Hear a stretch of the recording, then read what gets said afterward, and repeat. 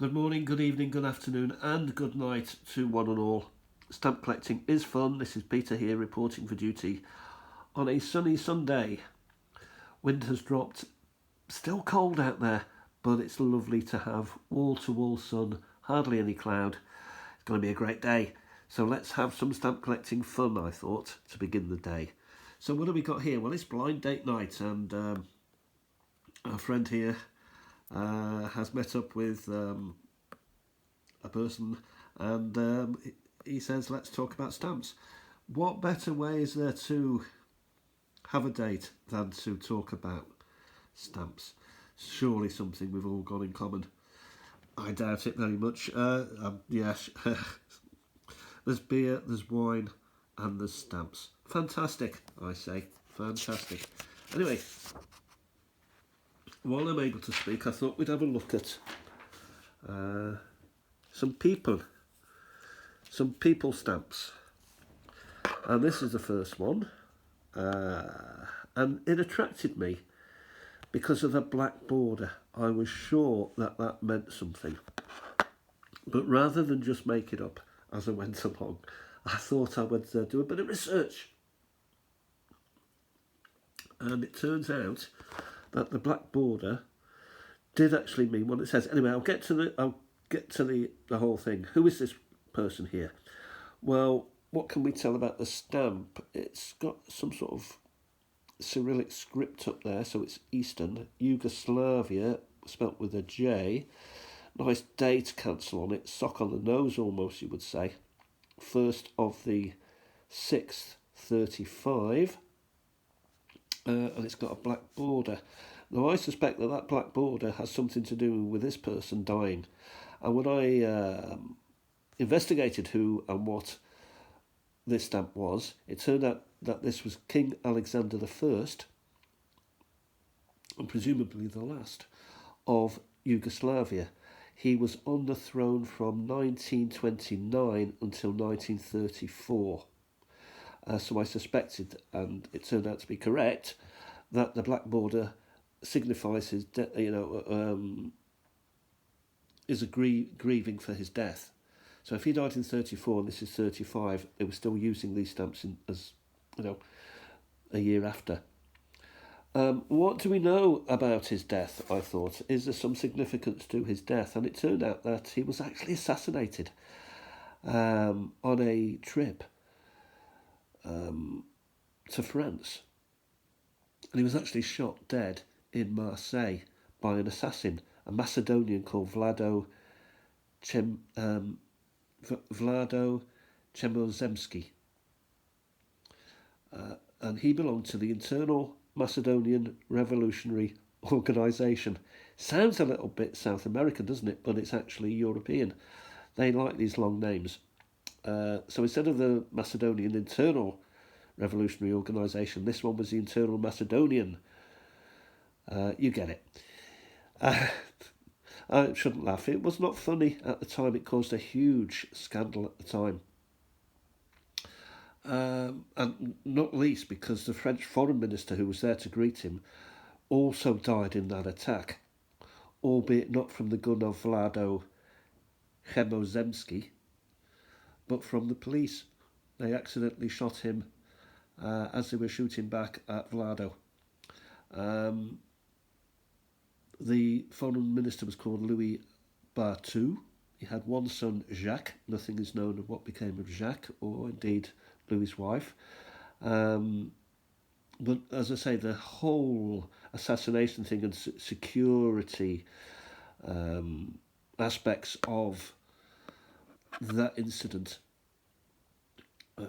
it possibly made some way to change how foreign dignitaries are treated now. And also, the era 1934. These were dangerous times. That area. I mean, we'd just come out of the First World War, which had been exploded because somebody was assassinated, and suddenly 1934, there's another, assassination. And some may say that caused, extreme tensions, internal tensions in countries. When one leader of a country goes down, suddenly there's a shuffling around. People are finding ways to take advantage of that or disadvantage of it. You get what I mean. Um, so, the Black Border, as I say, signifies that. He was, of course, succeeded by his son, Peter II, who was eventually deposed. With the start of the Second World War, Yugoslavia was right in the middle of it, and he was eventually replaced at the end of the war by Tito, who ruled that place with an iron fist probably up to the late 60s, early 70s maybe. It was a huge thing when he died. So this is Alexander I, killed on the 9th of October 1934 by an assassin. Can't really think of anything else about the stamp. Value, minimal. I mean, they are more collectible, say, or you'd need one in your collection rather than the ones without the black border around it. If you get my drift, it's, in some way it is a more desired stamp because of the tragedy around it, because of the assassination. So that's that. We'll go to happier things. We'll go to a happier stamp. And here we have female. So we've got a female here, and we've got a double cross there. We have a name, Emily Bissell, or Bissell. She was a crusader against tuberculosis. USA, 15 cents. She was an American citizen. So this was brought out by the USA Post Office to celebrate her service to to finding a cure and raising awareness for TB. So she was born 1861. I don't know this, I had to look this up. 1861 and died in 1948, aged 86. She was known as a social worker, an activist, and a writer, and also a fundraiser. Now this is where it gets reasonably interesting.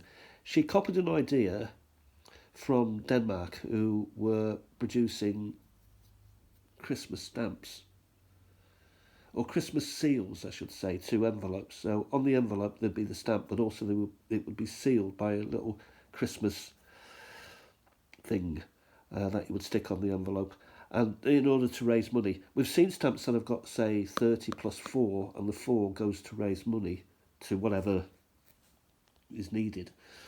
And she thought she thought that the Danish idea was fantastic, and she did it for Christmas in the USA and raised a lot of money. So as a fundraiser, great success. She was born in Delaware, Wilmington I think it was called, in Delaware, which is a state in the USA. Her family had been there for donkey's years. She designed the stamps and she sold these sort of seals. She designed the seals. I won't call them stamps, I'll call them seals. She designed them anyway. And over Christmas she would sell them, and it took off and was a huge success for those suffering from TB. The US brought out a 1980 stamp. This is 1980. Interesting, a couple of interesting things. She was anti-suffrage. She thought that woman's place was more to do with domestic than, on the international stage or doing whatever women do now. And she never married also. Now, not being married allowed her to go into the public domain more freely. So when you're married, you're expected, to stay at home and wash the dishes, if I can put it like that, which she agreed with. But if you weren't married, that allowed you into the public domain. Different times. I'm only repeating what I'm reading here. I'm not saying I believe that's, what I'm saying. Anyway, who was her father? Her father had an interesting name. One of those American names that she wasn't just recently over from the UK. Her father's name was Champion Aristarchus Bissell. What a great name. And her name was Emily Bissell. Nice stamp, and interesting story maybe. She died of old age. There was nothing. There's nothing too scandalous about her death or indeed her life. And we'll finally come to this stamp, which I think everybody has seen this stamp over the years. Quite a classic one. So we've got Nederland, we've got 7.5 cent, 21st of the 9th, 45. So it would be right at the end of the war. This is, oops, I dropped my pliers. This is Queen Wilhelmina. And, you know, everybody's got different colours of these and different denoms. So what do we know about Queen Wilhelmina? She was one of the most influential figures in Europe because of the length of her reign and the events that happened. So, 1880, that's when she was born. When she was 10 years of old, her father, Willem III, Willem III,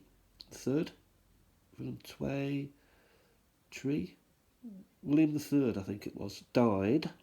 So she accedes to the throne. Unfortunately, she's not old enough to be crowned. She's got to be 18 for that. So, in 1898 is the coronation. 1901, at the age of 21, she marries a German prince, Prince Henry, and she was married to him until 1939. There was tensions within the marriage because he was a stickler for, husbandry, and she was a stickler for duty, and she was the queen as well. So there were tensions, but it was a long-lasting and loving marriage. They had a child in 1909, Juliana, and during World War One, the Netherlands remained neutral. Now you know that at the end of World War One, the Kaiser spent the rest of his life in the Netherlands. So it was the neutrality that made him go there. Okay, so 1940, we've got the start of the Second World War, or 1939, 1940. She fled to the UK where she was put up, and then at the end of the war, she actually abdicated in 1948, and she abdicated due to health issues. Now, when I say she died in 1962, that's quite a time having been abdicated. So it's not as though she abdicated 68 for 48 for health, and then a couple of years later died. There was a long time passing before she actually passed on. She had actually a severe decline in health, particularly with fatigue, in 1947. I think her husband had died in probably around 1934. So she was on her own during the Second World War, with a daughter obviously, but with a country invaded. And fatigue and stress and depression had actually beset her following the end of the Second World War. So it was decided that, well, she decided as being queen, she was going to have a quieter life, and she went into, out of the public eye really, and Juliana took over. And Wilhelmina finally died in 1962, which would have made her, so I don't 82, which is quite a good age. So that's, it just shows really, this is someone who dedicated her life to duty, as you could say the other previous stamps as well, but it caught up with her in the end, and, in some way you'd want her to have a nice quiet life, a life of her own, to do her own thing, to have a quiet, no state business and stuff like that. So I'm not against abdication. And of course we've got some classic stamps because of her and her family. And there's a lot of queens, isn't there? There's another queen. I'm sure there was another queen somewhere. Here's one. There's one. Is that Juliana? It may be. Or is that Juliana? It may be. I don't know. Maybe you know. Thanks for watching. That is all for now. I think we'll get back to the pub. And we'll have a drink. So cheers everybody, and I'll talk to you very soon. Bye for now.